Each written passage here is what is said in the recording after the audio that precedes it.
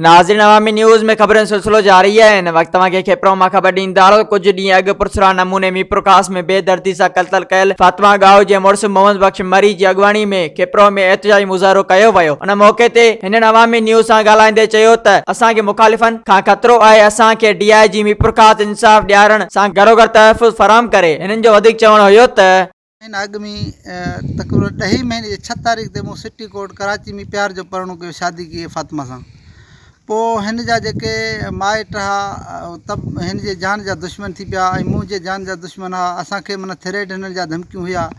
उन खां बाद असां 22 तारीख़ ते 10 महीने जे 22 तारीख़ ते हिकु हेरासमेंट दरख़्वास्त फातिमा पाण दाख़िल कराई आहे हाई कोर्ट कराची में।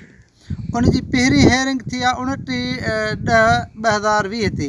उन में बि उते असांखे इहो ई आर्डर निकितो SSP ते मीरपुर खास ते बाबा हिननि खे जेको आहे सो तहफ़्फ़ुज़ ॾिनो वञे ऐं हिननि जे ख़िलाफ़ु का बि अहिड़ो FIR वग़ैरह या का शइ न कई वञे। पोइ उते हिननि हिकिड़ी असांजे मथां FIR बि कराई आहे जेको 11/6 ते थियो आहे। उहा FIR बि SSP पंहिंजो हाई कोर्ट जे जज साहिबु जेको डायरेक्शन ॾिनो आहे सूबेदार खे हुकुम ॾिनो लेटर कढियई त बाबा हीअ जेको FIR आहे हिन खे ख़तमु कयो वञे ऐं हिननि खे तहफ़्फ़ुज़ फराहम कयो वञे। बजाए तहफ़्फ़ुज़ ॾियण जे असांखे इहो ई तहफ़्फ़ुज़ मिलियो जो असांजो हिकु इंसानु ज़ाया थी वियो, फातिमा शहीद थी हुई। हाणे हू मुंहिंजे जान जा दुश्मन आहिनि। मूंखे धमकियूं उमेद हुननि जा माना जेके आहिनि न्यापा मिलनि था तूं पंहिंजो तुंहिंजो हाणे जान वठण जी असांजो शौक़ु आहे, असीं तुंहिंजो जान ज़रूरु वठंदासूं।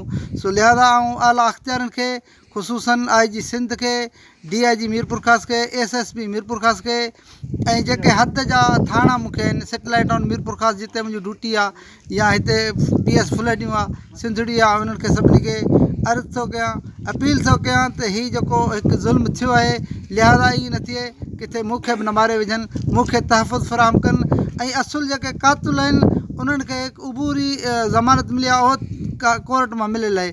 असीं इहो बि अर्ज़ु कंदासीं शीशन जे जेके साईं हिकु क़तलु थियल आहे उन्हनि खे ज़मानत न मिले ऐं उन्हनि जी ज़मानत ज़ब्त थिए। असांजो अर्ज़ु आहे हाई कोर्ट जे जजनि खे बि इहो ई अर्ज़ु आहे छो त हाई कोर्ट सिंध में हीउ मसइलो हलंदड़ आहे। हीउ मसइलो 12 तारीख़ ते असां FIR हिन जी C क्लास जॾहिं सिविल मीरपुर खास में थी आहे, सिविल कोर्ट मीरपुर खास में, उहो 28 दिसंबर ते असीं पेश थियासीं। जॾहिं हिननि जो FIR ख़तमु थी पोइ ही बौखलाहट जा शिकार थी विया। पोइ हिननि ॾिठो त क़ानूनी तरीक़े सां असांजा रस्ता सभु बंदि थी चुका आहिनि। पोइ हिननि आख़िरी इहो ई हरबो इस्तेमालु कयो जो मुंहिंजे न हुजण जे करे आउं ड्यूटी ते हुउसि, जेल जे अंदरि मुंहिंजी ड्यूटी हुई।